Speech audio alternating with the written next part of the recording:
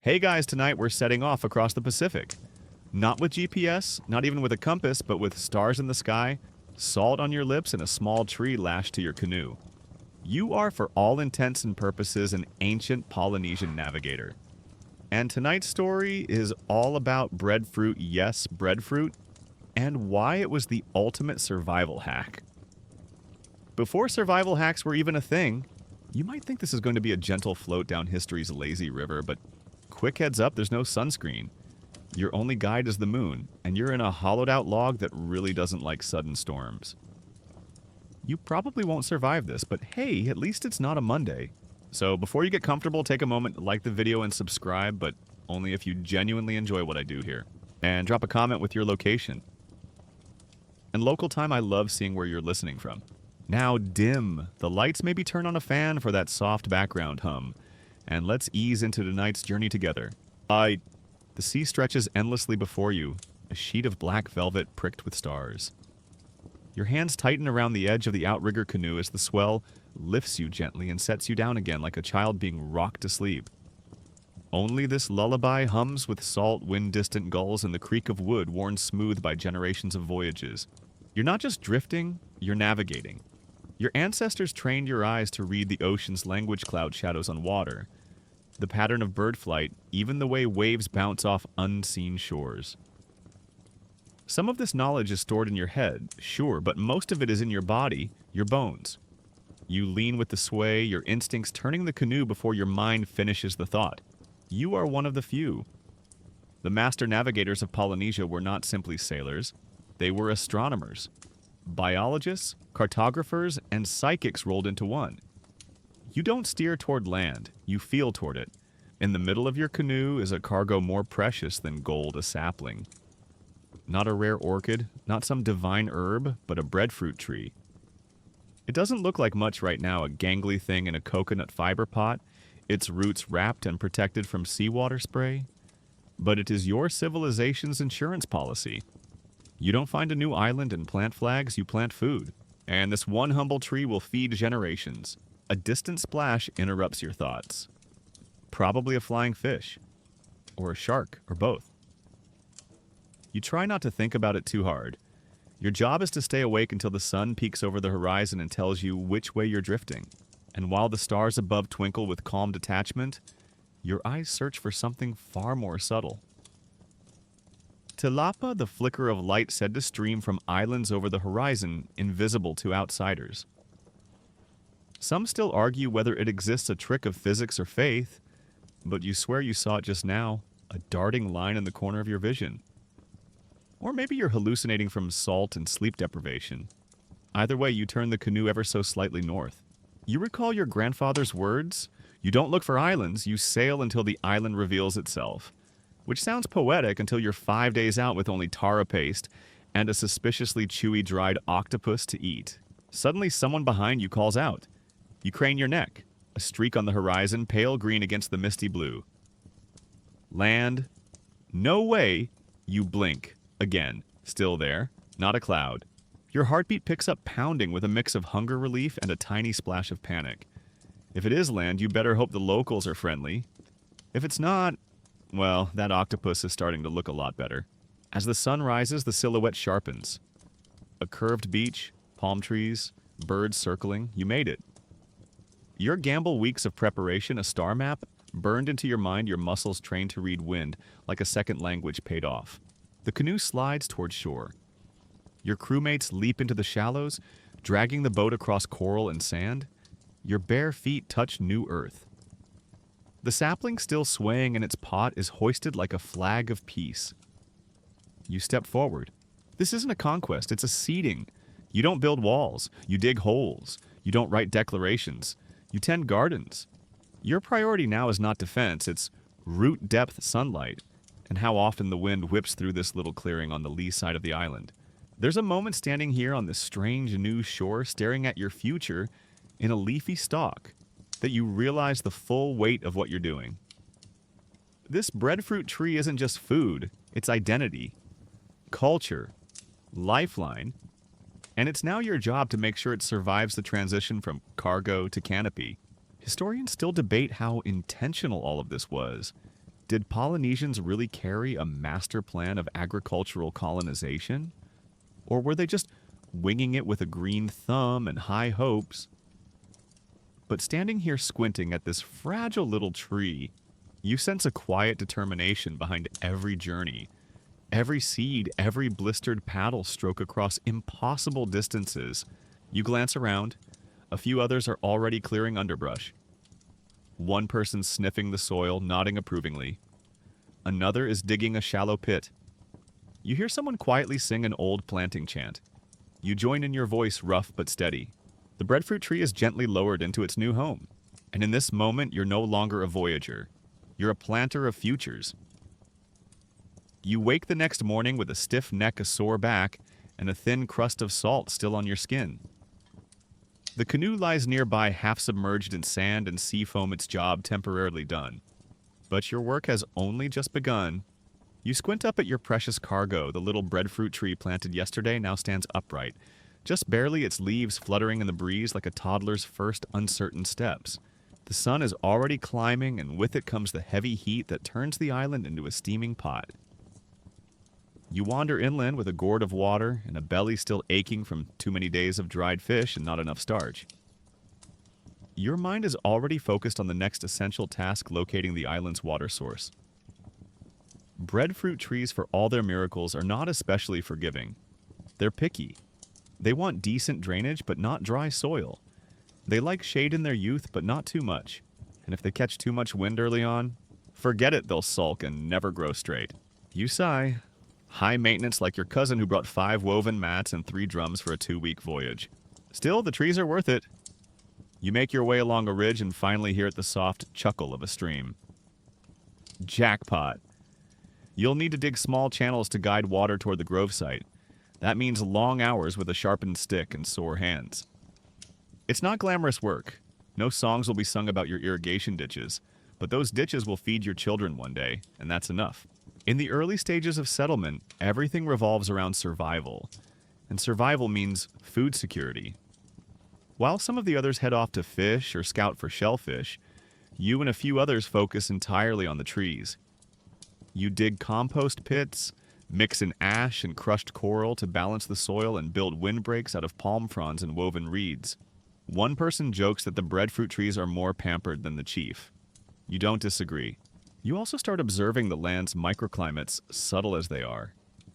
You note where dew clings longest in the morning, where shadows fall at midday, where wild pigs have rooted through the underbrush. These tiny clues guide your planting patterns. Because breadfruit is not the sort of plant you scatter like coconut or taro. It's not casual, it's curated. By now, the breeze carries the scent of smoldering wood. Someone's cooking something, hopefully not that dried octopus again. You return to camp where a few fish are roasting over coals and someone is preparing poi. Your mind stays half on the grove, though, and the other half on something more ancient. The stories of trees that never bore fruit, of groves that failed because the spirits weren't pleased, or because the soil was wrong, or because no one paid attention. See, breadfruit isn't just a crop. It's a test of patience, of humility, of how well you really know the land you're claiming. And you're reminded of an old saying your grandmother muttered every time someone got too cocky with a planting stick. You can't force a tree to love you. Historians still argue whether the Polynesians were truly intentional about long-range agricultural strategy. Some insist it was luck that the trees happened to thrive in these new volcanic soils, that trial and error ruled more than foresight. But as you survey the groves you've already coaxed into life, it doesn't feel like luck. It feels like a legacy sharpened over centuries, passed down by whispers and wrist movements, soil checks and moon calendars. And while breadfruit may seem unassuming to the modern eye, just a green orb with a texture somewhere between a durian and a pillow, it's wildly efficient. A single mature tree can produce over 200 fruits a year, each one packed with carbohydrates and fiber. Enough to feed an entire family for days. Not bad for something that doesn't scream superfood on sight. You remember the old story about the ancestor who tried to skip breadfruit cultivation in favor of all fish all the time? His village went hungry one year when the sea was rough and the fish refused to bite. He survived barely on wild yam and stubborn pride. That's when the elders carved the first breadfruit chant songs to teach children how to plant, prune, and harvest. Those chants, like the trees themselves, have roots. Later that afternoon, a light rain begins to fall. The whole island sighs in relief. You watch droplets bead along the breadfruit leaves. This young one, your favorite, you admit, bends slightly under the weight of the rain, then springs back upright. A good sign, you smile. You also mark this down in your head, rainfall patterns. The trees will need tracking. Some villagers start weaving reed markers for each sapling. You suggest a new one tie shells at the base to keep away rodents. Someone else suggests singing to them like lullabies. Can't hurt, they say with a shrug. You nod. Even science hasn't disproven the power of good vibes on plants. That night, as the stars begin their slow parade across the sky again, you sit near the grove with a small bowl of mashed root and roasted crab. The trees rustle in the darkness, their presence more felt than seen. A gentle wind stirs their leaves, whispering across the camp like gossip. And as you drift off beside the fire, you wonder something strange, almost silly. Do the trees remember the voyage too? Do they know how far they've come? By the time your third week on the island rolls around, you've stopped thinking of breadfruit as just a plant. It's practically a roommate now. You check on it in the morning. You feed it, you talk to it more than most of the humans around you. And it starts to grow slowly but surely, its leathery leaves spreading wider its trunk, thickening ever so slightly each day. You can't eat it yet, of course. That'll take years. But your brain is already dreaming about it roasted, boiled, mashed, baked in coals until it puffs open like golden bread. Its texture, when cooked just right, is a cross between warm potato and fresh sourdough with a hint of sweetness that reminds you of childhood. Not that you had a childhood filled with bakeries, but still. Breadfruit in its full-grown glory is weird. Let's not pretend otherwise. It's round or oval or even oddly oblong its surface, a pattern of bumpy hexagons like it's trying to be both fruit and puzzle. When it falls from the tree, it makes a sound like a dull thud, like someone dropping a wet sack of flour. And yet this fruit is packed with power. It contains carbohydrates, fiber, potassium, calcium, and just enough protein to count. It's gluten-free, not that anyone on this island knows what gluten is, and it's filling in a way that taro or yam just can't quite match. Best of all, it's abundant once the trees are happy, they just keep giving. You remember one elder telling you half-serious breadfruit doesn't stop. It doesn't ask for thanks. But if you forget to say it anyway, the trees will remember. You wonder how true that is. Back at the grove, the younger trees are beginning to form little fruit nubs. You beam with irrational pride. You didn't give birth to them exactly, but you feel like you should be offered congratulations anyway. You pat one leaf gently and whisper, "You're doing amazing, sweetie." A nearby child gives you a look like you've lost your mind. You wave him off.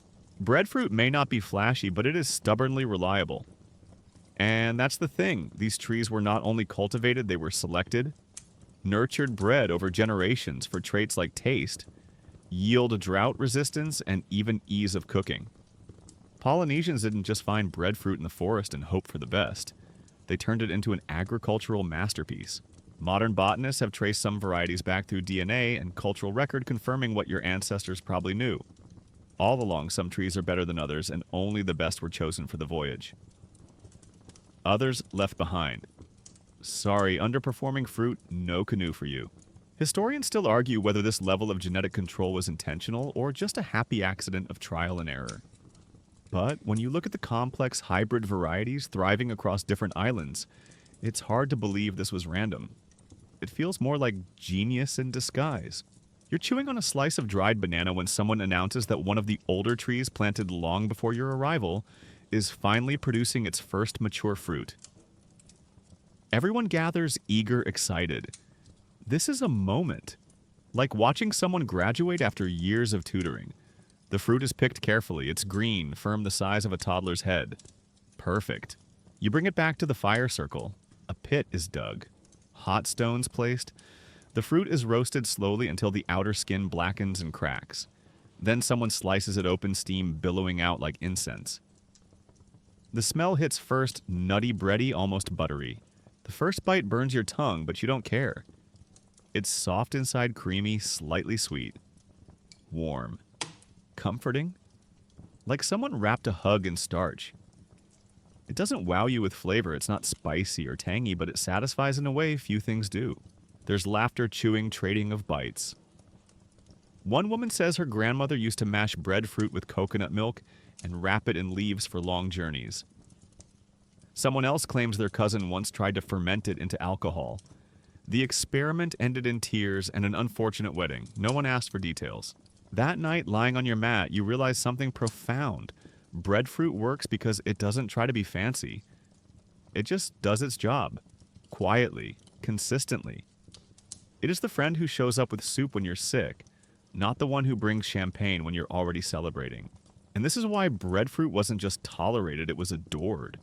Generations of navigators chose to carry it across entire oceans, despite how heavy and needy the tree could be, because when it thrived, the people did too. Outside your hut, the trees sway under the stars, their outlines black against the deep blue sky. You hear one of the elders murmuring a prayer soft and rhythmic in the direction of the grove. You don't catch the words, but the tone is unmistakable gratitude. The next morning, a breeze carries fallen leaves across your feet. You rise and stretch. You head to the grove and find a new surprise, a sapling sprouting, unbidden near one of the older trees. It must have rooted from a dropped fruit. You smile. Nature's way of saying, I'm in. You carefully scoop soil around the base and straighten it gently. Another tree. Another chance. Another promise in green. You're ankle deep in damp sand, squinting against the sunlight as you brace a tiny breadfruit sapling with one hand and pack soil with the other. A gust of wind nearly knocks the fragile thing over again. You curse under your breath and whisper an apology to the tree. You're not sure if it helps, but you do it anyway. Respect even toward plants is part of the deal out here. Transporting breadfruit trees isn't like chucking seeds in a pouch and hoping for the best. These trees are divas when they're young. You don't get to throw them in a canoe and call it a day. No. You escort them. You nurture them. You strap their root balls in coconut fiber, build little shade tents to protect their leaves from salt spray, and sometimes, if you're especially anxious, you check on them more often than your own kids. You remember when you first started prepping for the voyage. The breadfruit saplings were the last thing you loaded after the fishing gear mats and sacred drums. Each young tree was passed hand to hand like a baby. No dropping, no bruising. The smallest tear in a leaf and the elders would raise eyebrows. One wrong move and the tree might fail to transplant, refusing to root, withering in protest like a homesick, petulant teen. Yet here they are now, clustered in neat rows, each one like a settler in training. You've got names for them. Not official ones, but names that help you remember their quirks. The one with the bent stem is Crooked Joe. The one that sprouted twins is Double Trouble. It's not just about agriculture anymore. It's a relationship. You start noticing when one tree leans more than it should, when another's leaves dull too early. You hover. You worry. That worry is justified. Breadfruit isn't native to every island in the Pacific. It's a transplant, just like you. Originally from New Guinea and parts of the Indo-Malay region, it was carried eastward over generations. With every voyage, it became more dependent on humans, and humans more dependent on it. Unlike coconuts, which can float for weeks and self-seed anywhere, with a beach breadfruit needs help. You can't just toss it overboard and hope it washes up somewhere fertile. It won't sprout from a seed. Many cultivated varieties are seedless. It must be propagated by root or sucker, meaning if you want a new tree, you've got to cut from a living one, coax it to root, and then nurture it like a fussy toddler. Historians still argue whether this dependence was a brilliant design or a botanical mistake. Some say breadfruit's reliance on humans helped it survive where other plants failed. Others argue that such a needy plant would have never made it without absurd levels of human obsession. Either way, the codependency runs deep. You recall an old chant about the journey of breadfruit. It tells of a young voyager who tried to carry a sapling across the ocean without securing it properly. Halfway through the voyage, the plant fell into the salt water and died. The story ends with the voyager wandering an island alone, stomach empty, surrounded by unyielding soil. A lesson wrapped in legend: take care of what feeds you. And it's not just about planting the trees, it's about understanding their moods. Breadfruit doesn't like poor drainage, it'll sulk in soggy ground and drop its leaves in protest. It's not great with high winds, it needs space. It despises root crowding.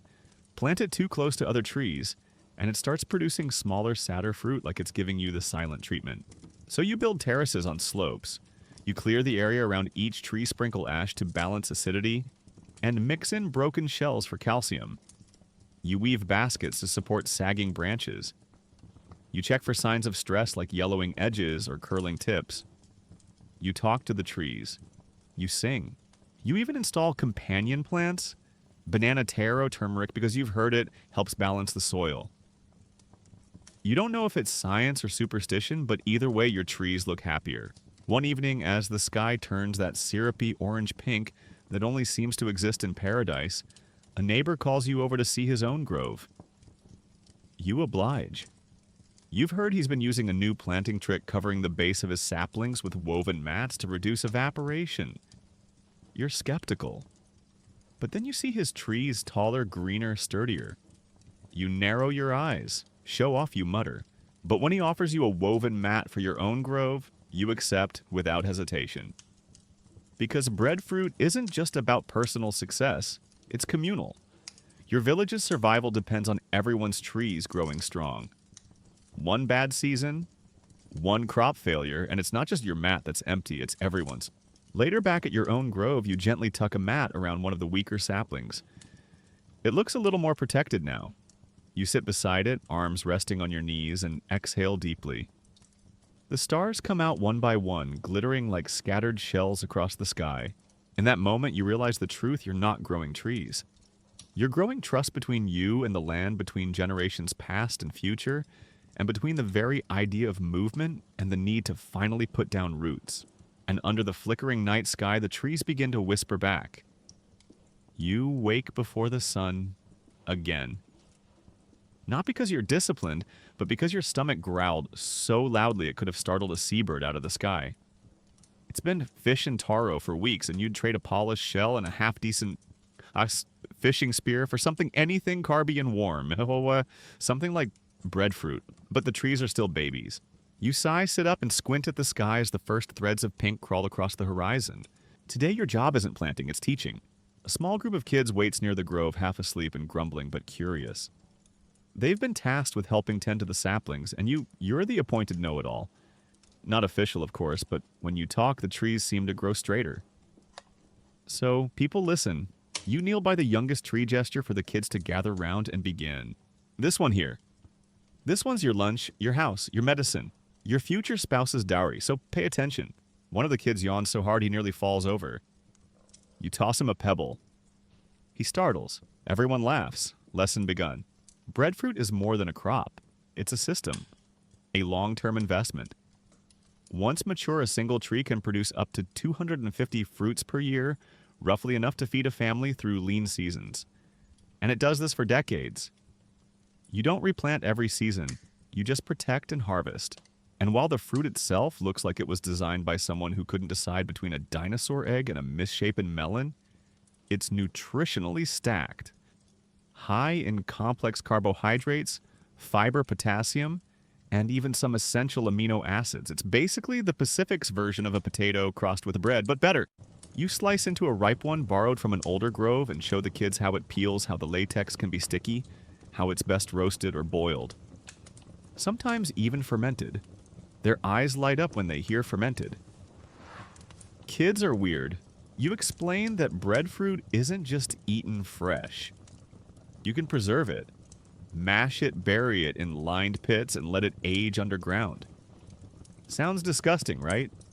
But when famine comes, that slightly sour, pungent paste will be the difference between complaining and starving. One of the kids gags dramatically. You grin. Good. That means you'll remember. As the lesson continues, your voice drops into the soft rhythm of shared tradition. You describe how breadfruit leaves are used to wrap food, how the bark can be beaten into cloth, how the sticky sap can patch a canoe. One fruit, many forms, a survival multi-tool disguised as a tree. Still, some of the kids glance out at the ocean. Why not just fish, one asks. You nod. Fair question. Because the ocean's generous until it's not. You tell them about the old days when storms could last for weeks. Fish vanish, shellfish rot, rain floods the gardens, but the breadfruit grove's still standing, still giving. The kids fall quiet. Fish feed you today, you say. Trees feed your children. Historians still debate whether Polynesian societies were truly reliant on breadfruit, or if it was just one option among many. Some believe the importance of the tree has been romanticized in modern retellings. Others point to ancient chants' old maps marked with tree groves and community rituals as evidence that breadfruit wasn't just part of the diet. It structured the whole food system. You don't have a historian's scroll, but you have your hands in the dirt and your eyes on a growing canopy. And that's evidence enough for you. The kids finish digging shallow trenches around the sapling's protection from runoff when the rains come. You help them pile mulch dried leaves and crushed shells at the base of each tree. Slow-release nutrition. Old-school fertilizer. A girl asks, do the trees know we're helping them? You smile, they pretend not to. But yes. She nods solemnly, then runs off to chase a crab.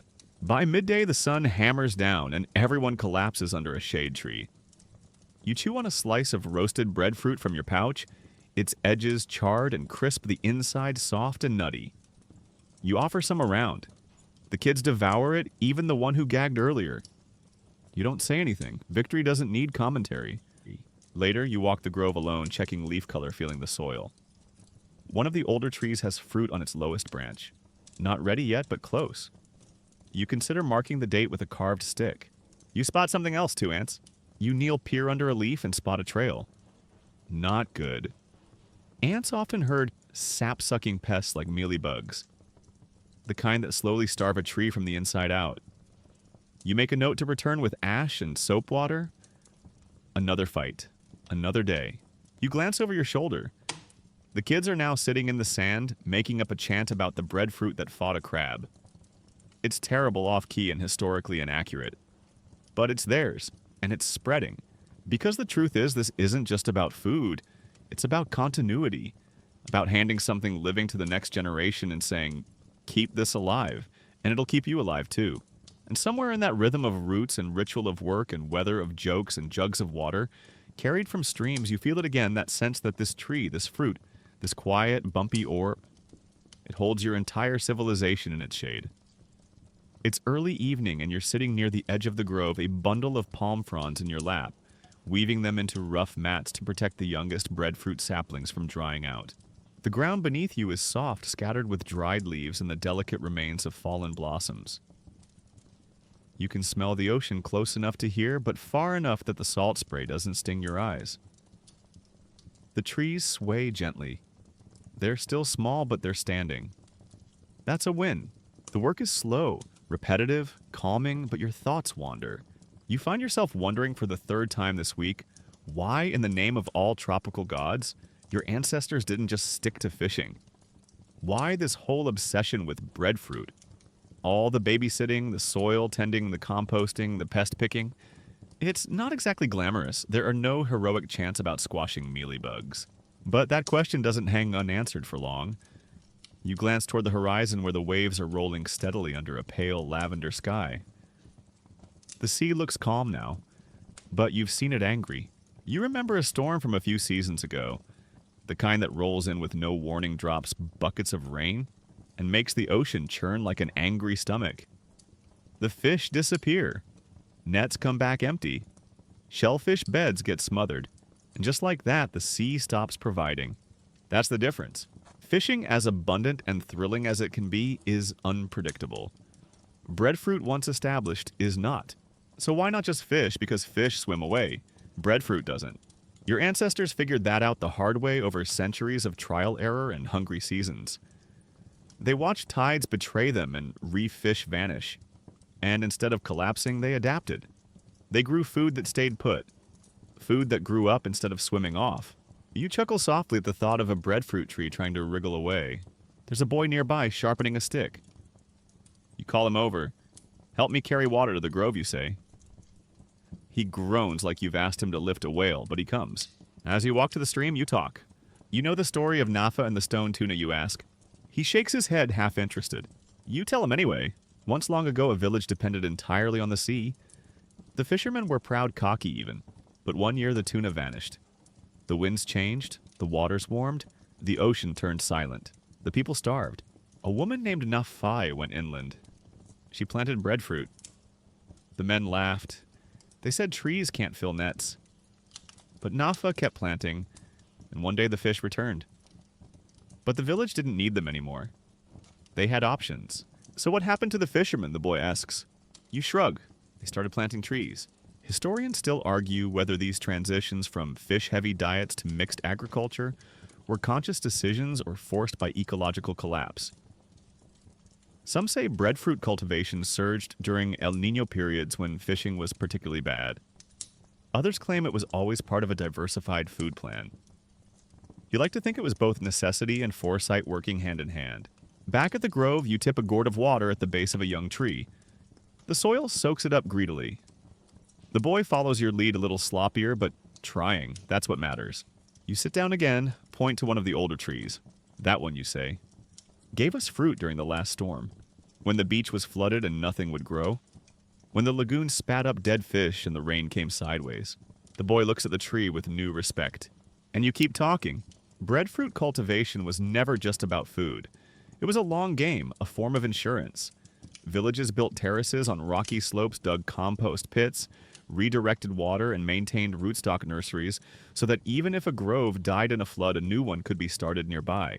Communities formed breadfruit circles literally and socially. Families took responsibility for certain trees, and in return, the trees fed the families. The groves became social spaces. Marriage negotiations were discussed under them. Children played around them. Elders napped in their shade and dreamed in their roots. They weren't just fruit trees, they were cultural anchors. The sun dips lower. Crickets start chirping. Somewhere nearby, a cooking fire crackles. You smell coconut and roasted breadfruit. Someone's making poi ulu mashed breadfruit mixed with coconut cream. Your stomach stirs. The boy's finished watering. He looks up. So, if we didn't have breadfruit, you consider it.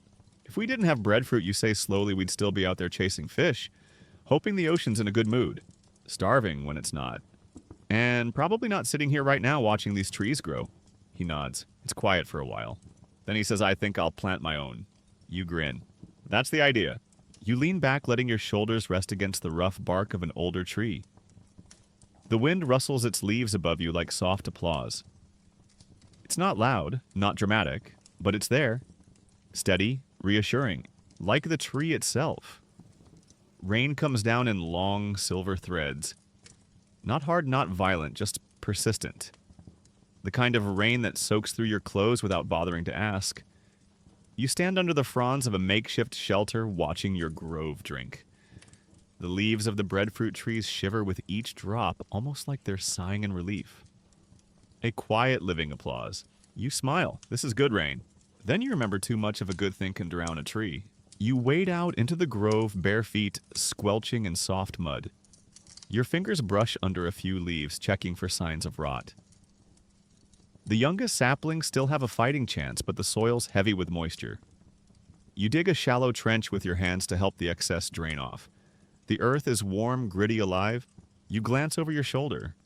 Someone else is doing the same thing on the far end of the grove, kneeling in the wet. You exchange a nod. No words needed. This is what stewardship looks like, muddy quiet and a little bit backbreaking. Breadfruit doesn't do well when its roots drown. It likes water, sure, but balanced water. So you learn to think like the rain, predict its habits, channel its energy instead of resisting it.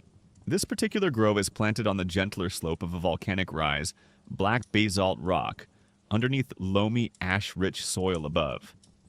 Your ancestors' smart cookies that they were learned that these were the best spots. Volcanic islands gave life, and with a little work they could host entire food systems. You glance at the terrace walls, low-woven structures made from stone and branch built to slow erosion and keep the soil where it belongs. Without those walls, the roots would wash out and the breadfruit would tumble over just like it did in that storm 3 years ago. You remember that one. Half the grove gone in one night. After that, you started taking slope measurements with a stick and a string like some sort of ancient surveyor. Not glamorous, very muddy, but necessary. That's the thing about breadfruit, it needs you. It's not like a coconut which you can basically throw in the dirt and walk away. Breadfruit is a diva with potential. If you treat it right, it feeds you forever. If you don't, it sulks, it dies. It stares at you with passive-aggressive branches and refuses to fruit. So you show up, rain or shine. You finish the trench and check your handiwork. Water's flowing away from the base of the saplings, now curling toward a lower pit lined with banana leaves. You slap your thigh satisfied. Tomorrow, if the rain stops, you'll add some mulch. For now, this will do. You retreat back under the shelter. Someone passes you a woven cup of warm tea infused with hibiscus and a root you can never quite remember the name of. You sip its steam, curling around your nose. The grove rustles softly. You close your eyes. And then someone asks the question, why do we bother? Couldn't we just grow taro and be done with it? You open one eye. It's a valid question. Breadfruit isn't easy. Taro is. Taro doesn't need spacing or pruning or shade control. You can harvest it in cycles. It's simple, predictable. But you know the answer, and it's not just about the fruit. It's about resilience. Taro, while beloved, can rot easily in wet soil. It doesn't store well. It's vulnerable to pests and floods. Breadfruit, when properly managed, is a fortress in leafy form. You bury it, you ferment it, you roast it, you eat it fresh or keep it for months.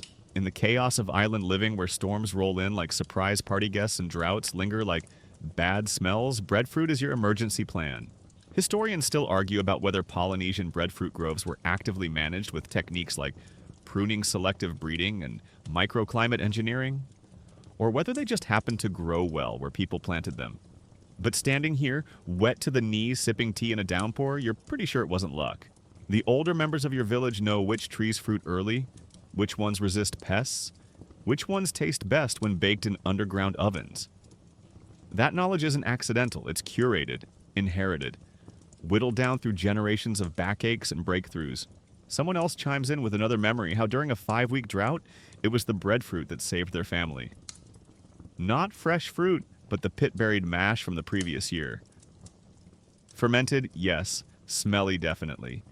But edible. Filling, life-saving. And the pits. Oh, those glorious stink pits. You think of them fondly in a weird, nostalgic way.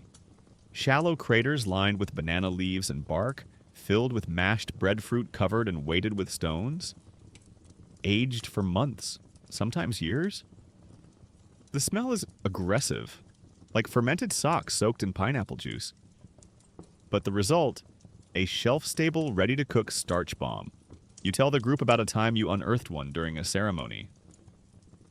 The mash inside had turned golden with a scent somewhere between sourdough and betrayal. But it cooked beautifully, wrapped in leaves roasted in coals served with salted fish.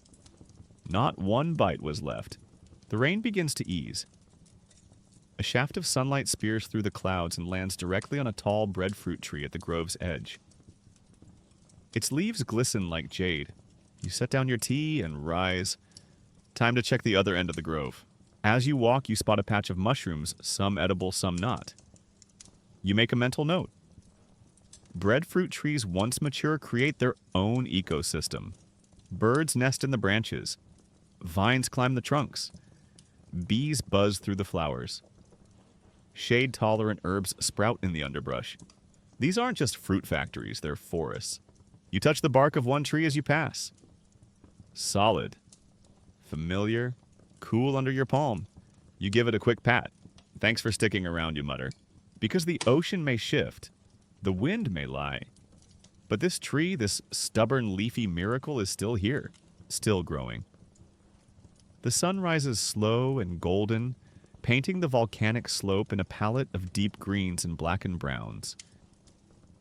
You're already halfway up the trail, your feet slipping on loose gravel, the air thick with humidity and ambition. This morning, you're not tending the usual grove. You're going higher into the bones of the island, where only the bold or the slightly unhinged go to start a new breadfruit terrace. You grunt as you pull yourself over a lava outcrop, then pause to catch your breath. Behind you, the ocean glimmers like hammered silver. Below the village is just a scatter of roofs and smoke curls. But up here, it's quiet. Wild. The only sounds are the wind sighing through ferns and the occasional distant shriek of some bird that probably wants to eat you. This is where the real work begins. See, planting breadfruit on a beach is one thing. Doing it on the slope of a half-dead volcano, that's another. But there's method to this madness. Volcanic soil once broken down and balanced is insanely fertile, rich in minerals, porous so it drains well, warm, alive. The problem, it's also sharp, dry, and stubborn as a goat with a hangover. But your ancestors figured it out. You reach a clearing, an old half-abandoned terrace site. There are rock walls partially crumbled and a few stunted saplings that didn't quite make it. You crouch, dig your fingers into the soil. Dry, but not hopeless. You brought mulch, compost, and patience. This spot, believe it or not, is part of a grand old strategy. Grow breadfruit across multiple elevations, creating food security no matter what the weather does. If the coast floods, you've got trees up here.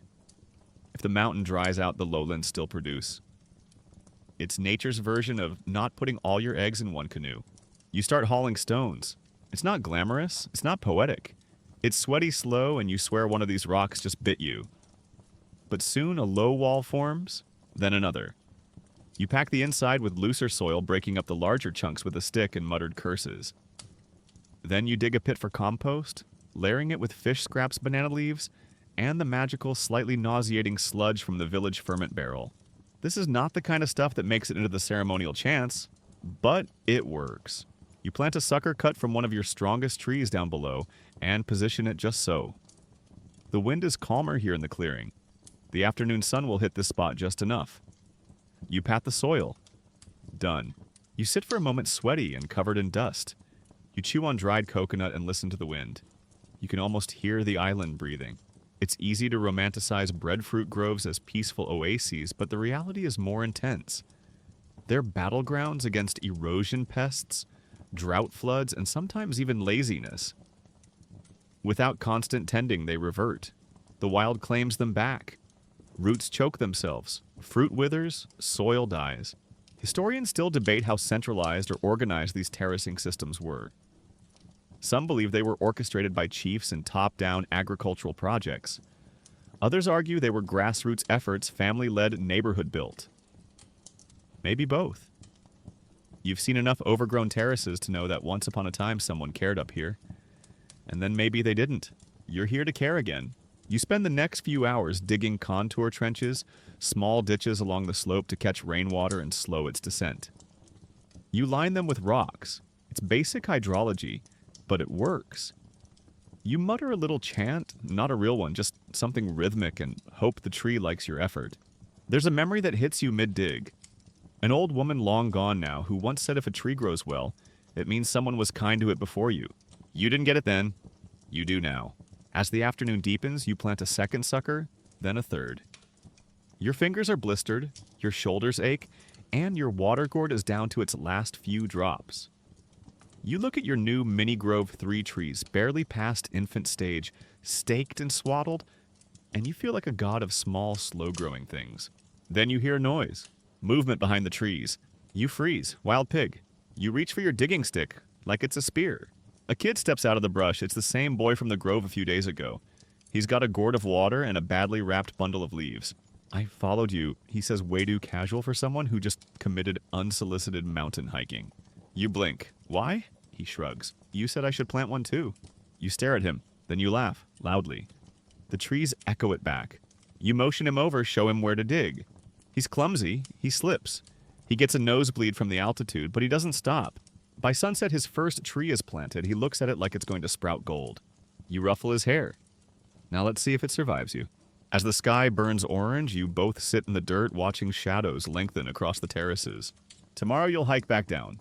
But tonight you rest among the roots of what might become the most important forest no one ever notices. Dawn comes quiet, broken only by birds and the low murmur of the village waking. You're already up, of course.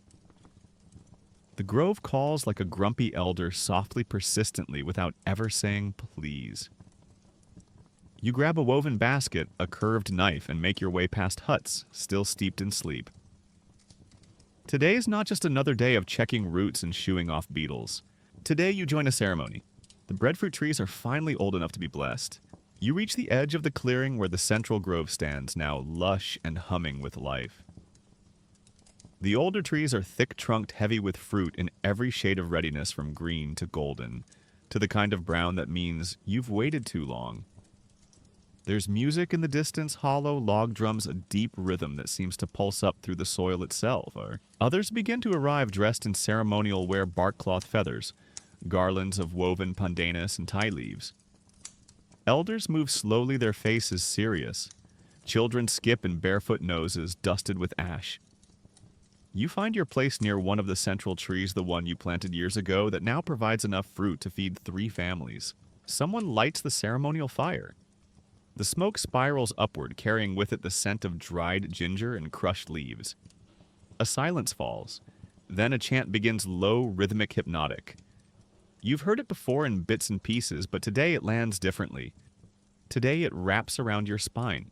The chant speaks to the spirit of the tree, to the ancestor who once carried the first sucker across the ocean, to the wind that pollinates the blossoms, to the earth that swells beneath the roots, and to the breadfruit itself called Ulu here, who feeds not just bodies but memory. You step forward when it's your turn, placing your hands on the tree. Its bark is warm, rough, familiar. You bow your head and whisper your thanks. Not because you have to, but because you mean it. After the chants, the feast begins. Fires are stoked, pits are opened. The smell of roasting breadfruit fills the air, mingled with salted fish, mashed taro, and coconut cream. The fruit is prepared in dozens of ways, sliced and fried, steamed and wrapped, mashed and fermented. You find your way to a shared mat, tearing into a roasted wedge of ulu that's been dipped in lime and sea salt. It's perfect crispy on the edges, soft in the middle, and with that warm, nutty flavor that somehow manages to taste like home. Someone tells a story about a time a tree dropped its fruit onto a passing chief's head and was declared sacred on the spot. Another person jokes that breadfruit knows who's lazy and refuses to fruit for them. There's laughter, there's teasing, but there's also reverence. Because this isn't just lunch. It's a reminder. Breadfruit in many Polynesian cultures is not just food. It's sacred. It's woven into cosmology songs, oral histories.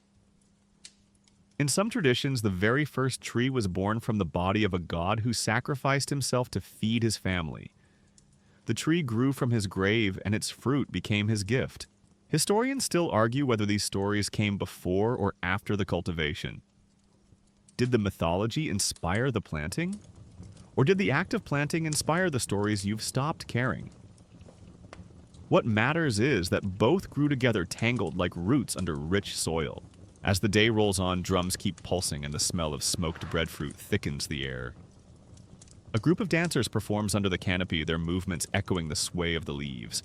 Children race in circles playing games involving breadfruit balls that someone insists are traditional, though you suspect they made up the rules this morning.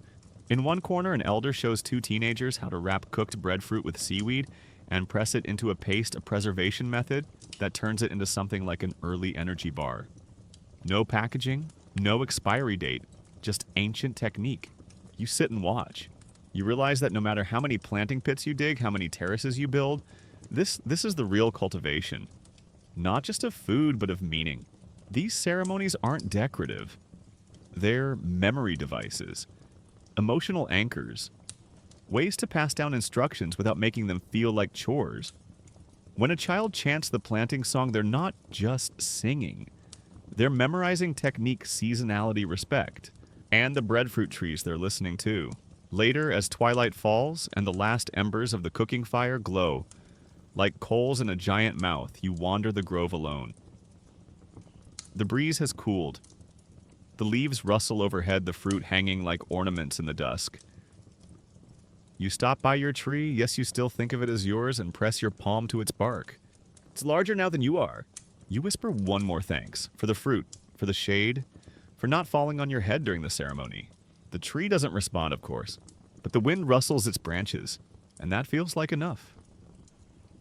You're crouched beside a breadfruit tree, squinting at the base where the trunk meets the soil. Something's not right. There's a trail of tiny holes, too regular, too precise, and nearby a leaf curls inward like it's embarrassed. You pluck it off, turn it over, and there it is, a colony of rootworms, chewing through the lifeline of your tree like tiny saboteurs. You sigh, loudly. The tree says nothing. The truth is, breadfruit trees aren't invincible. Far from it. Once they're grown, they can withstand wind salt spray and a decent drought. But as they grow, especially in their adolescence, they're a buffet for everything from fungus to beetles to goats with no sense of personal boundaries. You call out to a nearby helper and dig into your pouch for a handful of dried chilies and ashes. It's an old trick, scatter them around the trunk to discourage the worms. Does it work? Usually. Sometimes. Well, at least it makes you feel like you're doing something, which is often half the battle in farming. A few steps away, another tree has a different problem. Its fruit are dropping early, still green, still hard. You walk over, tap the trunk gently as if asking what's wrong. Then you notice it too much shade. The canopy from an older tree nearby is hogging the sun. You make a note to trim some branches later, then chuckle to yourself. Breadfruit trees really are like kids. Some need space, others need structure. All of them need supervision. Nearby, a group of teenagers is half-heartedly clearing weeds. You approach hands on hips, and one of them groans immediately. "We just cleared this patch last week," she whines. "Tell that to the weeds," you reply. "They didn't get the memo." You point out the signs: low grass creeping toward the base of the tree's vines, trying to latch onto trunks. Left alone, these seemingly innocent intruders can choke the roots, block water, and attract pests. Keeping the grove healthy is a constant, unglamorous process, kind of like maintaining a marriage or a canoe. The group gets back to work, slowly. You move on, checking the fermenting pits next. They're dug a little deeper into the ground, lined with layers of leaves bark, and occasionally fish bones. Don't ask why, it's a secret from someone's grandmother, and you're not messing with it. You peel back the covering from one pit and get hit with a wall of scent so pungent it feels like a personal insult. You gag slightly, then grin. Perfect. Fermentation is one of those brilliant, borderline gross technologies that makes breadfruit indispensable. When the fruit is mashed, wrapped, buried, and forgotten for a few months, it transforms from a short shelf life starch to a long-lasting emergency ration. It's like sourdough met survivalism, and it works. Some days you think the pits are your favorite part of this whole operation. Not because of the smell, absolutely not, but because they represent foresight. No one digs a fermentation pit for today. You dig it for the disaster you hope doesn't come. And when it does, you unearth salvation, even if it smells like expired vinegar and betrayal. Historians still argue whether these pits were used systematically or only in times of emergency. Some say they were for feast leftovers, others insist they were strategic stockpiles. One old theory even suggests some cultures use them as proto-banking systems, storing food not just for sustenance, but for trade, social debt repayment, or marriage arrangements. You like that last idea? Nothing says romance like, "Here's 3 months' worth of fermented starch, baby." Later that day, you help a young woman who's trying to graft a branch from one strong tree onto a weaker one. It's delicate work. The cut has to be clean, the alignment precise. You wrap it gently with bark cord and a prayer. If it takes, the weak tree might gain the strength of the donor. If not, well, you try again. You step back and look at the grove as a whole. It's more than a collection of trees. It's an ecosystem, an inheritance. A library of choices made by people who never saw a telescope but could read the sky better than any modern meteorologist. People who couldn't explain nitrogen cycles but knew instinctively how to feed soil with burnt leaves, fish guts, and patience. At the far edge of the grove, a child runs by chasing a chicken. You shout at him to watch the roots. He yells back, "It's the chicken's fault. You can't argue with that." You return to your tools, sharpening a trimming knife against a flat stone. The grove hums around you. Birds flit through the canopy. Fruit sways, gently waiting. There's a rhythm here, not fast or flashy, but relentless. Daily. Vital. A leaf falls. You catch it midair. And you realize something: the breadfruit tree doesn't survive because it's miraculous. It survives because everyone works together to keep it alive. The chief, the kid, the old woman with her gossip and garden hacks, even the lazy teenager who pretends to weed while napping under a tree. It's a communal pact. You protect the tree protects you. Simple. And suddenly you understand what the elders meant when they said, "The roots remember who you are. The wind starts to change." You feel it first in your chest, some tight little instinct passed down from all the ancestors who watched clouds for clues. Then your ears catch it, a dull rumble behind the hills like the ocean coughing. The birds vanish. The trees go still. Even the gossiping aunties at the edge of the village stop mid-sentence and look up. A storm's coming. Not a soft drizzle or a cheeky downpour, but the kind of tempest that tears palm fronds like paper and makes boats reconsider their life choices. You head straight to the grove, feet quick over wet grass hard hammering. Your hands are already working before your thoughts catch up. Tying supports, checking drainage ditches, weaving extra frond barriers around the youngest trees. The older breadfruit trees. They're used to this. You watch them sway, not break like dancers who've learned to move with the chaos instead of fighting it. Their leaves shake loose a few early fruits, but the trunks hold. Their roots go deep. Deeper than most of the people who live here. Still, you check them. You have to. It's not just about trusting nature. It's about helping it stay upright when the winds get rude. At one of the fermenting pits, you call over a few younger villagers. Get the lids secure, you shout over the rising wind. Last time we forgot and something crawled in. Turned it into a horror stew. They groan but get to work. Storm prep is a community ritual. Everyone has a job. Some anchor boats, some board up homes, some double knot chickens. You're with the breadfruit. It makes sense. The trees are your long game. You can't afford to lose them. By the time the first sheets of rain slap sideways across the landscape, the grove is as ready as it's going to be. You huddle under the central tree wrapped in a soaked barkcloth poncho, watching nature throw its fit. Branches bend like bowstrings. Leaves tear free. A few fruit drops slamming into the mud with dull splats. One of the newly planted saplings lists dangerously, but the support holds. You're soaked to the bone, and weirdly proud, because this is why the ancestors fermented the fruit. This is why they dug pits and built windbreaks and planted inland terraces. For this. For the days when the sky forgets it's supposed to be polite. Historians still argue over how breadfruit storage practices evolved, whether fermentation was common knowledge across the entire Pacific or a localized survival skill. But right now, ankle deep in muck with wind in your ears, you don't care how the knowledge started. You just care that it still works. Still, after hours, the wind begins to calm. The rain eases. You emerge into a soggy world of broken branches and disheveled chickens. One kid cheers like a warrior returning from battle. Another one faceplants in the mud. You smile. Then you head to the pits. The lids are intact. The covering's dry underneath. The precious foul-smelling life-saving paste is safe. You heave a sigh so deep it feels like it comes from your grandparents. You peel open one pit just to be sure. The smell hits like a wall. Everyone near you recoils. Still good, you say, grinning like someone who just found buried treasure. Slightly spoiled treasure, but treasure nonetheless. By nightfall, you're sitting around a smoky fire with others from the village chewing on roasted, storm-fallen breadfruit. The texture is a bit off, the outside bruised from impact, but it's still food. Still filling, still warm. Someone plays a soft rhythm on a drum made from shark skin and hollowed wood. Someone else hums the start of a song about the storm of "The Year the Pig Flew," which no one will ever let go. Laughter bubbles through the exhaustion. And then a quiet falls. You all look toward the grove. They're silhouetted against the moonlight. The trees stand. Torn leaves, scraped trunks, but upright. That's the point, really. The breadfruit trees aren't indestructible. They're just prepared, and so are you. Storms will always come. The sky will forget its manners. The ocean will throw tantrums. But you've got pits. You've got roots. You've got fruit that tastes like memory and survival and burnt fingers and love. And tomorrow you'll gather the fallen fruit. Some will be bruised, some split open, but most salvageable, mashable, fermentable. You'll roast them, wrap them, bury them. Because one day another storm will come, and when it does, you'll be ready again. You wake to a strange smell.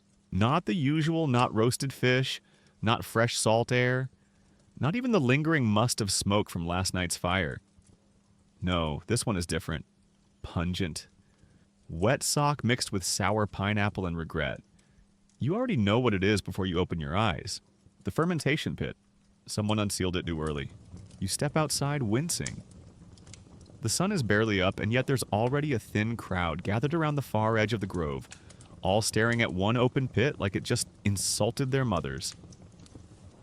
A young man stands nearby holding a half-unwrapped bundle of what used to be preserved breadfruit and is now frankly a crime against nostrils. Who dug it up, someone asks. He raises his hand slowly. I thought it was ready. You peer into the pit. The paste has turned a deep, unnatural gray. You poke it with a stick. It jiggles in protest. Yeah, it's not ready. The fermentation process, when done right, turns ripe breadfruit into a long-lasting, dense food source. But it takes time. Patience. The right layering of leaves, bark, maybe a whisper of charcoal, and most importantly, a long nap underground. Weeks at a minimum, sometimes months.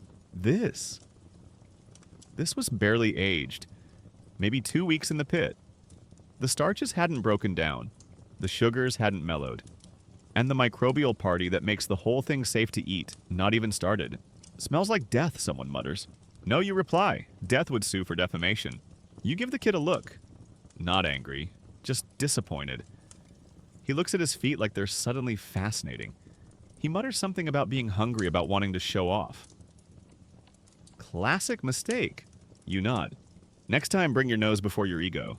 There's a ripple of laughter. The tension breaks. Still, the mistake means work. You help recover the pit, adding extra layers of leaf and ash to absorb some of the damage. You toss the spoiled portion far into the bush. Maybe some wandering pig will think it's a delicacy. You doubt it. The others disperse, but the lesson lingers. Breadfruit can be preserved. It can save lives, but it demands patience and respect. It's not fast food. It's a promise sealed in mud and time. Back in the village, an elder takes you aside. He tells you a story, one you've heard before, but somehow hits differently now. Long ago, he says there was a boy who opened the breadfruit pit too early. His family got sick. The village scolded him. But instead of being shamed, he learned. He became the best fermenter in the region. People came from other islands to learn his methods. And when a drought came that lasted nearly a year, it was his pits that kept the village alive. You get the point. Everyone makes mistakes. What matters is what you do next. That evening, you sit with the boy by the fire. You hand him a chunk of properly fermented breadfruit wrapped in banana leaf, roasted and steaming. He takes a bite, chews slowly, then sighs. Okay, he admits this tastes way better. You grin. See no rush. Let the pit do its weird, stinky thing. Historians still argue whether fermented breadfruit was seen as a delicacy, a necessity, or an emergency backup. Some records suggest it was a prized food in ceremonies. Others frame it as survival sludge, eaten only when nothing else could be found. Probably, as with most things, the answer depends on who's telling the story. You love it, not the smell. Not even always the taste, but the idea of it. Because fermentation means planning. It means belief in a future where you'll need it. It's one of the few food traditions that requires you to trust not in magic, not in chance, but in time. Later, under the stars, you check the other pits. Just in case.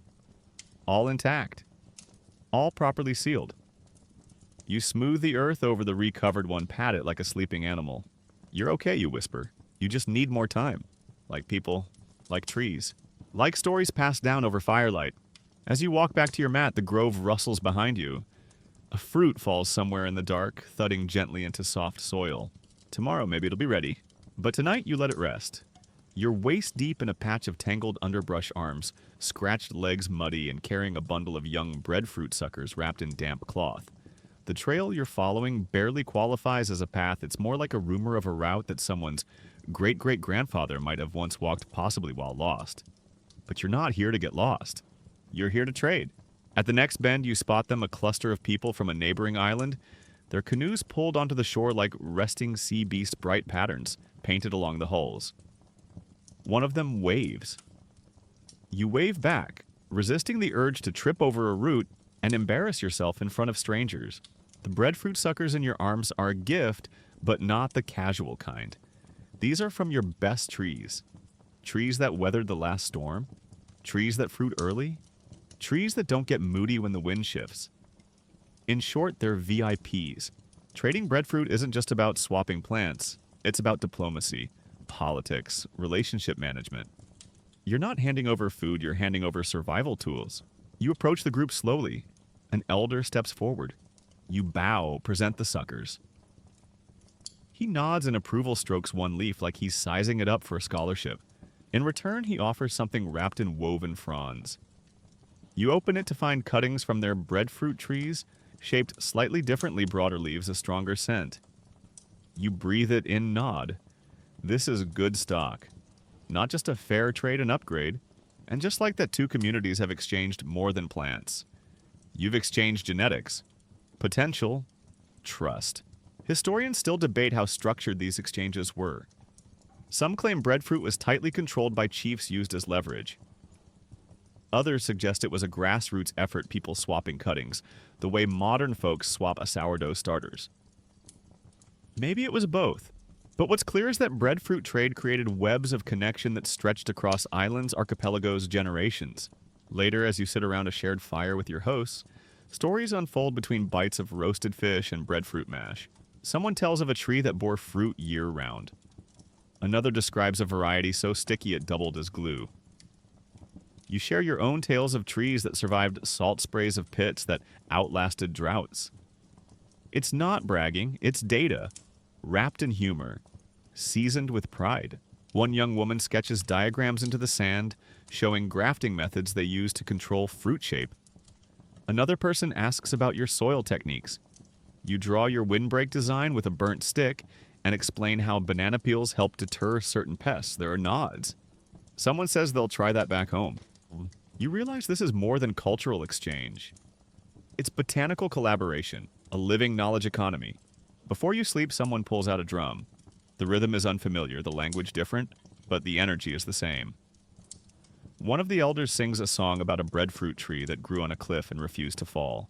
You hum along off-key but welcomed. The next morning, you prepare to leave. You pack the new cuttings carefully wrapped in moist fibers placed in a shaded crate. A child hands you a bundle of leaves for good luck. You give him a carved shell in return. Equal exchanges. Honor held. As you push off in your canoe, the other villagers wave. You wave back, sun warming your shoulders, a breeze curling in from the sea. The cuttings at your feet sway gently with each motion of the waves. You glance back once at the shrinking shoreline. You know you'll return not just to visit, but to exchange again. Breadfruit diplomacy isn't a one-time thing. It's seasonal, cyclical. A rhythm like paddling or planting or singing the same line in a chant until it becomes part of you. Back at your village, people gather around to see the new arrivals. You plant the cuttings in a special section of the grove marked with carved stones. You make notes, monitor growth, compare fruit. Eventually, you'll blend traits, graft branches from your trees onto theirs and vice versa. Crossbreed for taste, yield resilience. This is the future of your food, and it started with a handshake and a sucker. You sit beneath one of your trees, the original giver, the one who made this possible. Its branches stretch wide above you, heavy with fruit. You pluck one slice at open steam curling into your face. You take a bite.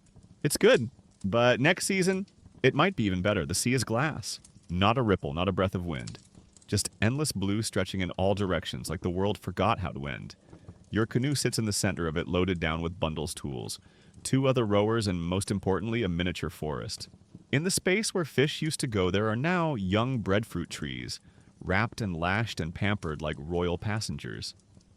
Their roots are swaddled in coconut husk. Their leaves are misted hourly. One of them is even wearing a shade hat woven from banana leaf.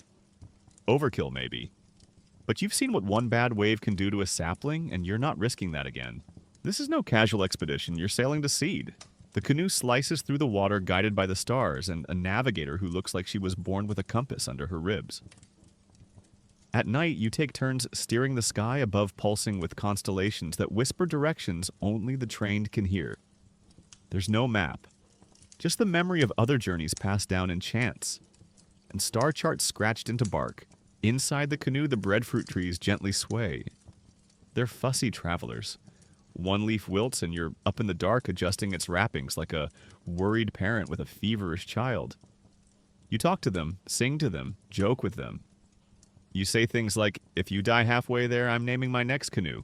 Disappointment. The trees don't laugh, but you do, because you're tired and that's what keeps you sane. People think of Polynesian voyaging as something wild and romantic, men in loincloths staring nobly into the distance while dolphins leap heroically nearby. But the truth is, it's cramped, sweaty loud, and smells like fermented bananas? Also, someone always forgets the salt. Still, you wouldn't trade it for anything. Because this voyage is different. You're not just looking for new land, you're bringing life with you. Breadfruit doesn't travel easily. You can't toss a handful of seeds into your canoe and hope they sprout when you arrive. These trees don't do seeds. They need roots, cuttings, real living tissue, which means someone has to keep them alive across hundreds, sometimes thousands of kilometers. Historians still argue how ancient sailors managed this. Some claim it was impossible, that only a few lucky attempts succeeded. Others point to archaeological plant residue in distant islands as proof that these trips were systematic, intentional, and wildly successful. You side with the second group, because here you are proving it again. You pass a pod of flying fish, one of which leaps into the canoe, smacking your shin. A gift? A sign, or just a fish with bad aim? You toss it back before it can die of panic. You pat one of the trees. Almost there, you whisper. On the fourth day, land appears just a shadow at first, then a green smear, then cliffs and palms, and the echo of birds you haven't heard in years. Cheers rise up from the crew. You feel a strange mix of joy, relief, and something heavier responsibility. Because you're not arriving empty-handed. You land in a sheltered bay, dragging the canoe over coral-studded shallows. Villagers meet you on the beach, offering drinks, questions, and long embraces. Some remember your last visit. Others just want to touch the trees. You carry each sapling off the canoe like a relic. Children follow, pointing. Elders murmur. Someone lays down mats to protect the roots from hot sand. You plant the first tree together just past the old stone wall where your cousin's taro garden used to be. The moment feels ceremonial. You don't sing, not out loud, but the song's inside you, the same one your grandmother hummed when she planted her first breadfruit after a cyclone flattened half the village. The same tune your mother whistled when she carried suckers across the lagoon, whispering "grow strong" every time she stumbled. You finish planting, then pour water from a gourd over the roots. The tree stands uncertain but upright. Behind you, more holes are being dug, more trees unwrapped.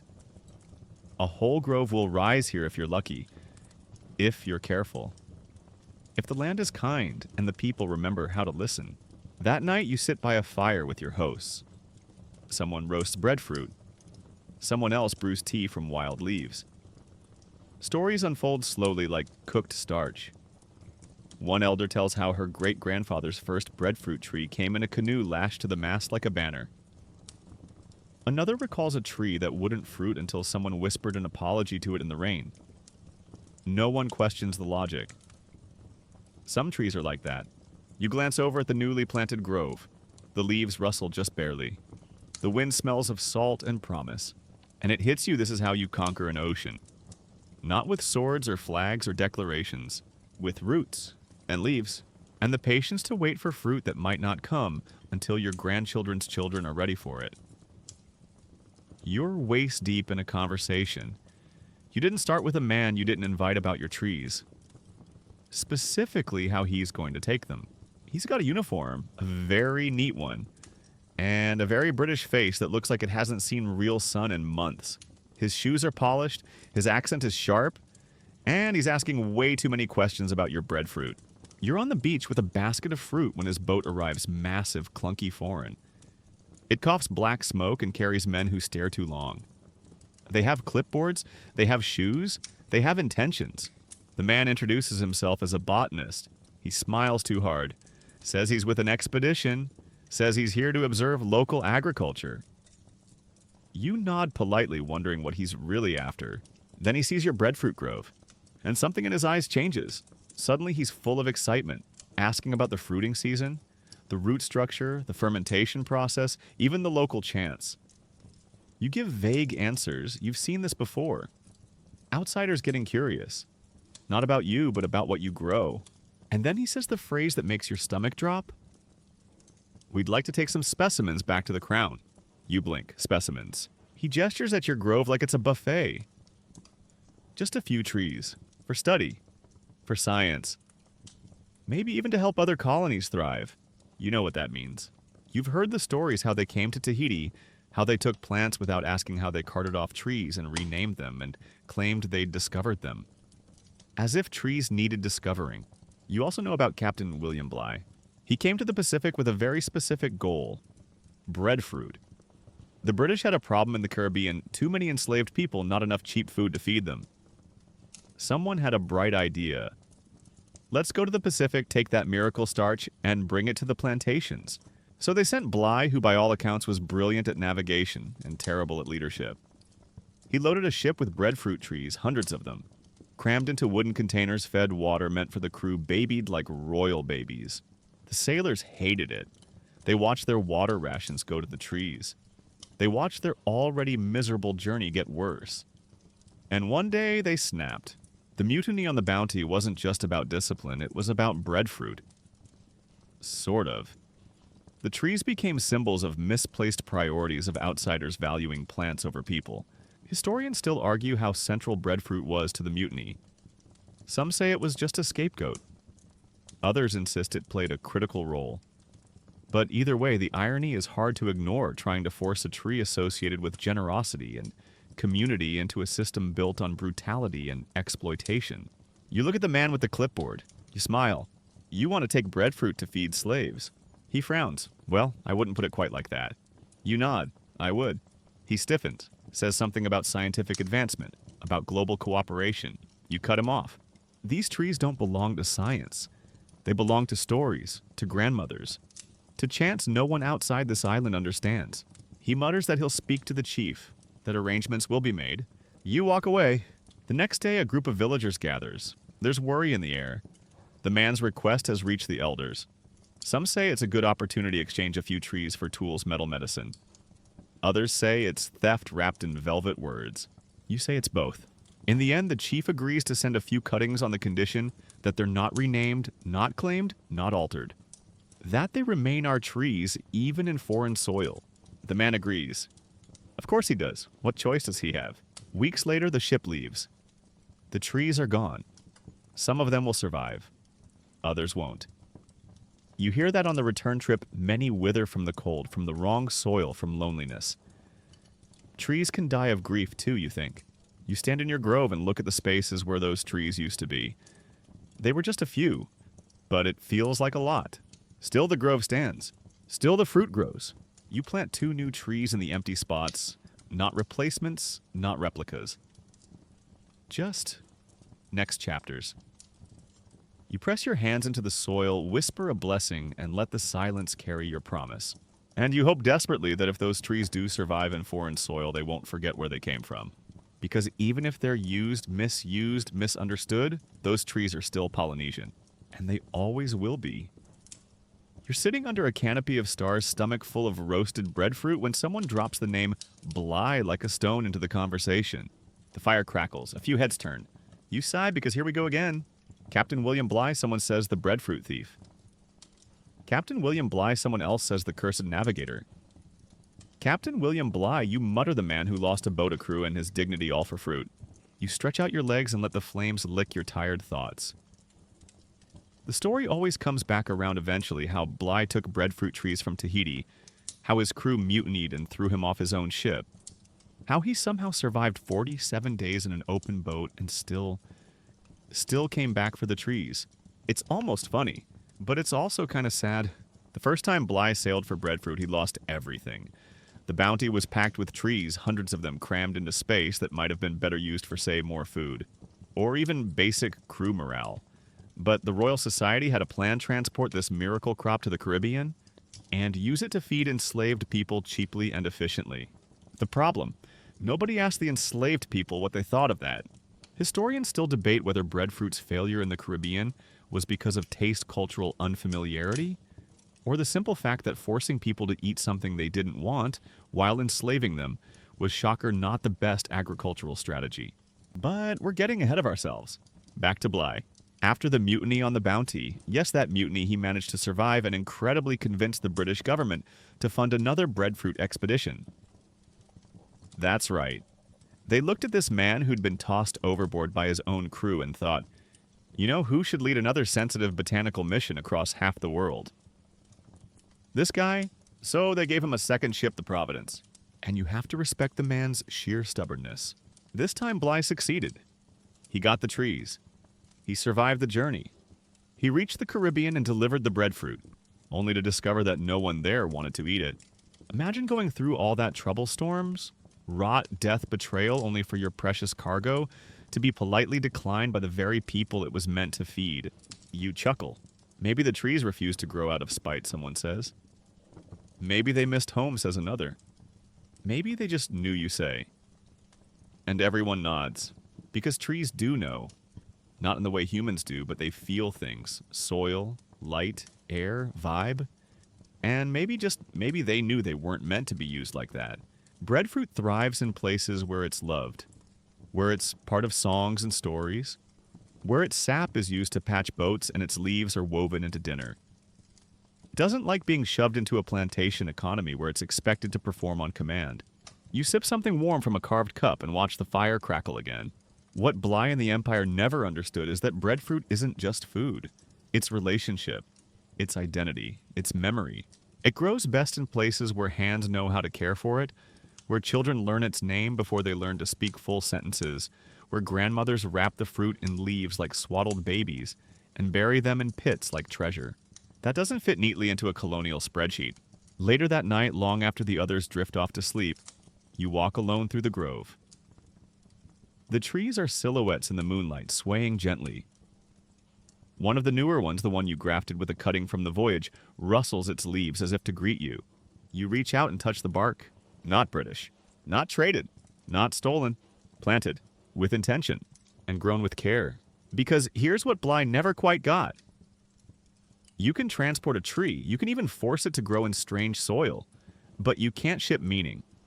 You can't box up tradition and expect it to unpack itself at the dock ready to serve.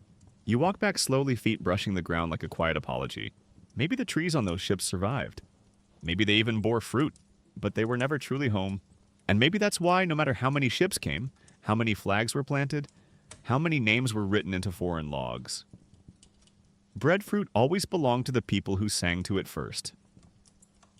You're standing on soil that doesn't feel quite right.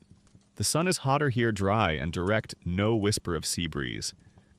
The birds sound different. The language around you is clipped unfamiliar. And the breadfruit tree in front of you, it's struggling. Its leaves are drooping. The fruit is smaller, paler. And honestly, you think it might be insulted to be here. This isn't Polynesia. This is the Caribbean. And this tree, this survivor of storms, mutinies, and long-haul sea voyages, is now planted in a plantation. The British brought it here after Bly's second voyage, convinced it would be the miracle solution to their colonial logistics problem. Enslaved people needed to be fed. Food was expensive. Breadfruit was plentiful, calorie-dense, and already thriving in the tropics. Simple math. Except it didn't work. You walk past a row of plantation buildings, some restored for tourism, others crumbling behind fences.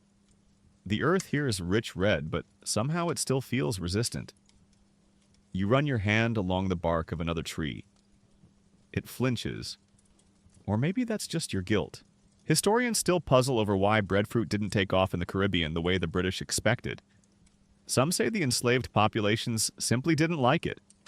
It was foreign, bland, forced upon them without respect. Others argue it was more symbolic. The trees became emblems of oppression.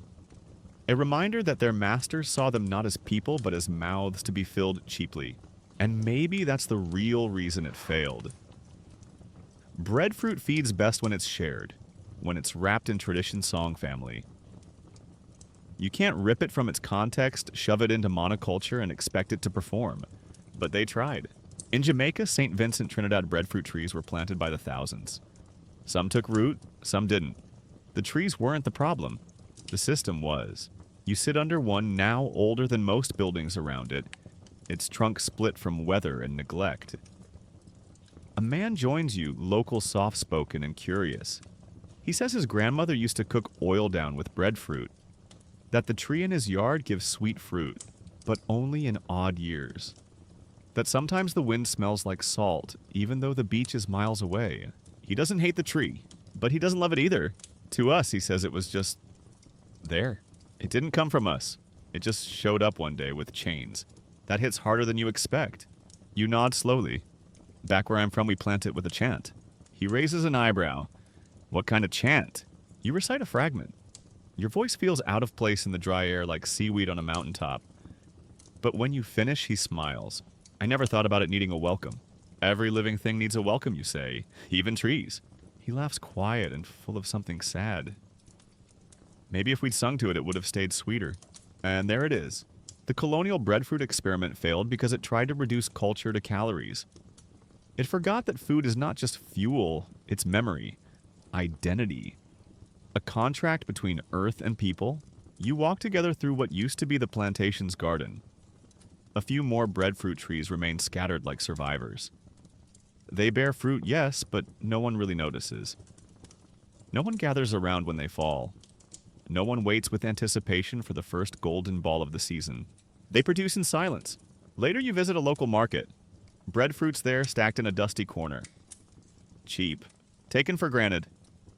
You buy one anyway. Roast it. Eat it under a tree that wasn't forced to move across an ocean.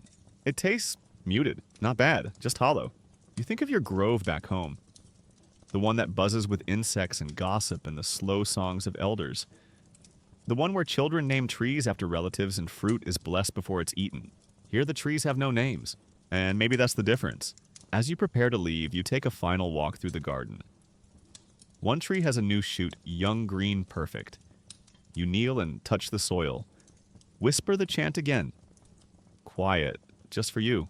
Just in case the tree is listening, you're back in Jamaica, or maybe Trinidad, somewhere hot, lush, and louder than your island.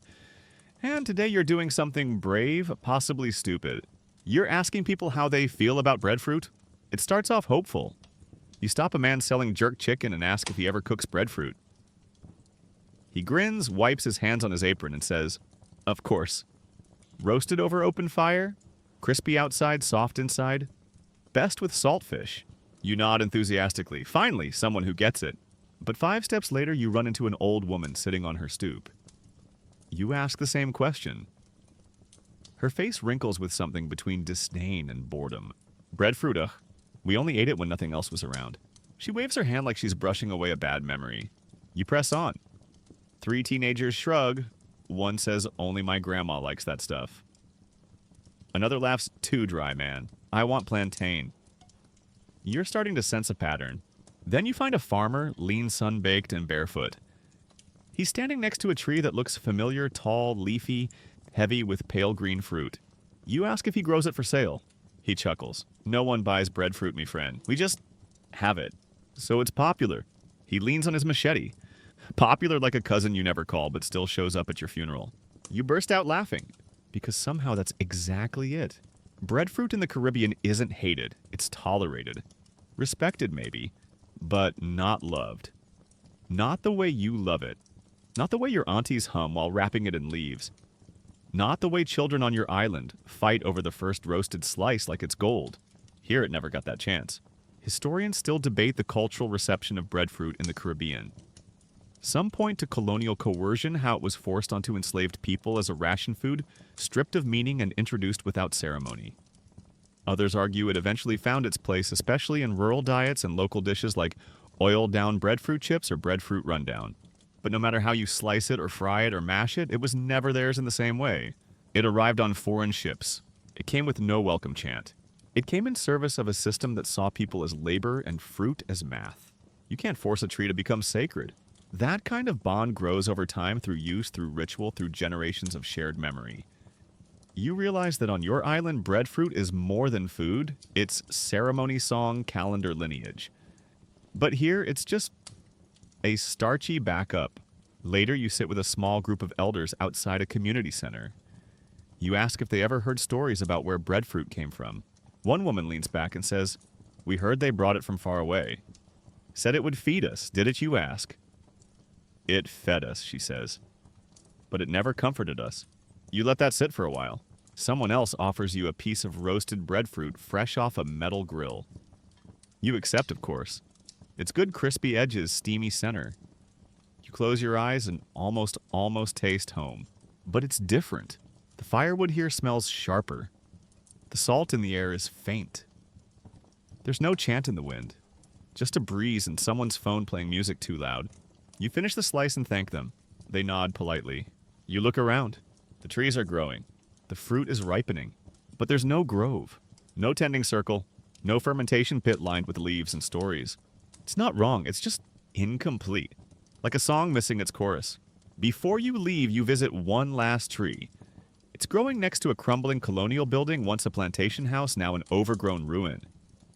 The roots of the breadfruit tree have broken through the stone foundation, lifting it slightly like the land is reclaiming what was stolen. You touch the bark. It's rough, it's strong, it's still growing even here. Maybe that's the story. The tree came under duress. It stayed under neglect, but it survived. And survival, even without celebration, is still power. You whisper a fragment of your planting chant under your breath. Not loud enough to make a scene, but just enough for the tree to hear. Then you walk away, not disappointed, just more aware of how meaning doesn't transplant as easily as roots. You're finally home.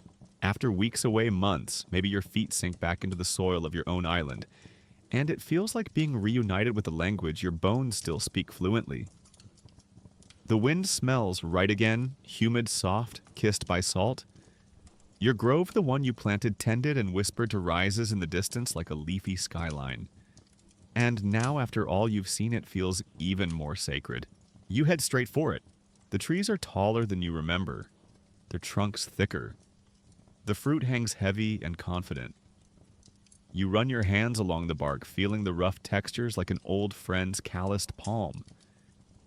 There's a rhythm to it, growth you didn't see happen, but feel now in every fiber. Someone joins you. She's young, barely into her teens, with wide eyes and dirt-stained knees. She's been watching the trees while you were gone. They missed you, she says, as if the breadfruit can experience longing. You smile, I miss them more. Then she tells you something that makes your heart pause. There's a new one, she says. In the clearing. We didn't plant it. You walk together to the spot. Sure enough, a sapling is rising on its own, likely from a fallen fruit that took root.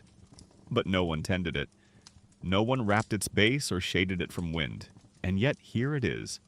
Alive. You crouch beside it, brush away a few weeds, and look closer. It's strong. Already forming healthy leaves. Already speaking the silent language of growth. This one chose to stay. You sit back on your heels. The girl beside you asks if it's lucky or magical. You shake your head. No, it's just ready. And that word sticks with you all day. Because while you've been gone, things have been happening. Quietly, underground, in the roots. A visiting scientist came through, a botanist, local born, but trained abroad. He's been taking samples, not to steal, not to sell, but to understand. He's mapping the DNA of breadfruit trees, trying to figure out how they've evolved across islands over generations. He shows you data diagrams, charts, the kind of stuff that usually makes your eyes glaze over. But something catches your attention. There are traits in these trees, he says, that aren't found in the original samples from Southeast Asia. You frown. So, they changed. He nods. They adapted, hybridized. Some of these varieties only exist here. They don't exist anywhere else in the world. You blink. Suddenly, every chant, every grafted branch, every pit and terrace and storm-shattered planting effort feels like part of something bigger. Not just tradition, but evolution. You weren't just maintaining old trees, you were creating new ones. Historians and scientists still debate how much intentional breeding ancient Polynesians practiced. But the evidence is mounting these groves weren't accidental.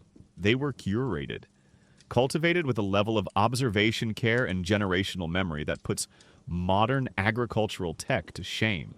The botanist calls it an indigenous genome archive. You just call it your grove. Later, he introduces you to a project. He's part of an effort to bring breadfruit back into the conversation on food security. Climate change is making certain staple crops unreliable. Breadfruit, with its high yield, low maintenance, and resistance to drought, is looking more and more like a solution hiding in plain sight. They're building community orchards, replanting groves in places where the trees once stood proudly, reviving chants, translating recipes, cataloging not just the trees, but the culture around them. You agree to help. Of course you do, because you know how this works. You've sung to these trees. You've buried fruit in pits and dug it out during storms. You've watched children name them elders, scold them, and teenagers fall asleep under them, mid-weeding. This isn't just botany. It's biography. Your own tree, the first one you planted, is still standing. You visit it just before sunset. Its leaves shimmer gold. A few fruits hang close enough to touch. You pluck one warm from the sun and hold it close. You don't cook it that night. You don't even roast it. You just set it down gently next to the new sapling, like an offering from one generation to the next. No words, no chant. Just a promise that as long as these trees grow, someone will be here to care, to listen, to remember. You wake to birdsong and the gentle hiss of morning wind moving through breadfruit leaves. Light filters down in shifting patches, dancing across your face like a shy blessing. The grove is full of quiet motion fruit, swaying insects buzzing the low rustle of someone gathering fallen leaves for compost. It's not loud, it's not dramatic, but it's alive. You step outside, stretch your arms, and breathe in the scent of earth salt and something sweet, ripe breadfruit split open on the ground, waiting to be cooked or turned into soil again. Nothing's wasted here. You make your rounds, tree by tree. You touch bark, turn leaves over, check for pests, glance at the sky for signs of coming weather. It's a routine that's become more like a prayer, not the loud kind with bells and incense, just a rhythm. A way to say I'm here. I see you. I remember. And the trees, they answer in growth, in fruit, in the quiet comfort of shade that wasn't here 10 years ago. There's a woman by the edge of the grove placing cuttings into damp soil, humming something you recognize. You taught her that song. Now it's hers. You walk over and help press the earth around the new root.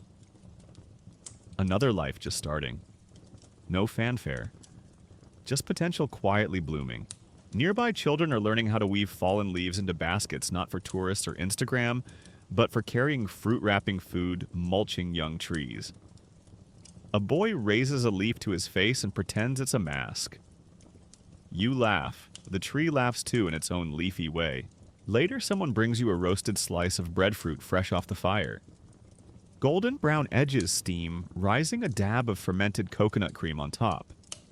You take a bite, close your eyes, and let the taste fill you. It's everything. Nutty, creamy, soft as a memory. You sit beneath your oldest tree. The one that survived the cyclone. The one whose roots cracked the edge of your old stone path and nobody ever fixed it because that's her path now. You look up and see more than just branches. You see lifetimes. One tree was planted by your grandmother. Another grew from a sapling you brought back in a canoe. That little cluster in the west corner? Your niece's idea. She named each one after ocean creatures. You told her it was silly. Now it's tradition. And maybe that's the point. Breadfruit works not because it's perfect or even because it's easy, but because it's loved. It's carried, shared, sung to, argued over, grafted across time. You remember the trees in Jamaica resilient, but quiet, useful but lonely. And you wonder if they'll ever hear the songs again. Here the grove is full of music.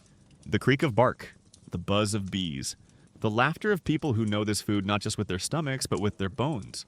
Historians still debate whether breadfruit was a gift or a tool, whether it traveled the Pacific by design or by luck, whether it saved civilizations or simply fed them while they saved themselves. You don't care, because you know what it means here. You've watched the storms come and go. You've buried fruit and dug it up again when nothing else could be found. You've told the story of Bly and the bounty of stolen trees and failed plantations, and you've laughed not because it's funny, but because you're still here. The trees are still here, and they're growing. Everywhere you look, they're growing. Not just in groves, but in memory, in community, in the hands of a child holding a leaf like it's the most interesting thing in the world. And you think, this is how a forest begins. Not with conquest, but with care. Not with flags, but with roots. Not with declarations, but with silence and sun and a single fruit placed gently in the soil. You close your eyes, and the wind moves through the trees like a lullaby. Wind down 300 words. So now, as we let the story rest, let your breath soften and your body begin to sink into whatever is holding you. Bed, couch, hammock, the cool floor of a quiet room, wherever you are, just be there. Let the wind and the story carry into your breath, slow, rhythmic, easy. Let the memory of the trees stand tall in your mind, those wide, sheltering branches heavy with fruit and history. Think about how something can cross an ocean, survive. A storm get dropped into unfamiliar soil and still grow, still thrive, still become sacred. The breadfruit trees didn't ask for attention. They didn't bloom in fireworks or shout their usefulness to the sky. They just fed people, quietly, for centuries, in storms, in droughts, in joy, and in mourning. And you too carry things like that. things that grow slowly, things that feed others, things that survive. So tonight, rest like a tree. Let your roots sink into the memory of everything you've made it through. Let your limbs release. Let your thoughts settle like leaves in still air. Nothing needs doing now. Nothing needs fixing. The grove is tended, the fruit will come, and the winds, no matter how loud they once were, have passed. Sleep now. You're home. End of script. Sweet dreams.